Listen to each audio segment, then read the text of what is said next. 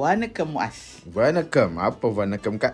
Kita nak Deepawali. Oh, Deepawali. So kita buat white Deepawali lah. Ni kita nak buat apa ni, Kak? Kita nak buat masala chai. Masala chai. Kalau kita macam teh tarik lah, tapi yang ni berempah. Oh, menarik. How to do that?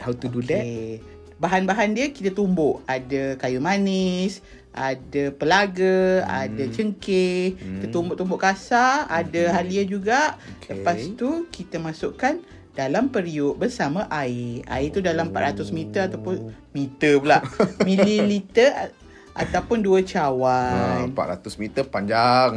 Kan? Apalah pula kan. Lepas tu masuk apa pula tu? Lepas tu masukkanlah, kita kat sini kan tak ada yang teh serbuk tu. Kita guna je teh uncang tu. Oh, teh uncang pun boleh pakai Boleh. Apa pula tak boleh. Okey, Dan menarik. masukkan tu bila dah mendidih, kita boleh masukkan susu.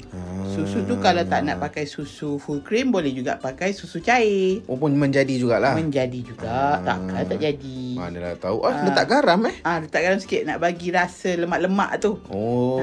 Tapi tadi kita letak juga susu pekat manis. Kalau tak nak letak susu pekat manis, boleh letak gula. Gula merah, gula perang ke macam mana? Boleh je. Tak kisah. Alright, okey, baik. Dah siap dah. Kita tarik sikit lah. Pandai Kak tarik. Tapi tak berbuih sangat lah. Cicah pula dengan biskut. Kalau nak makan macam tu pun boleh saja. Minum, bukan makan. Kalau panas-panas, sejuk-sejuk, minum air ni rasa macam Oh, sedapnya. Ingat makan, ingat rasa.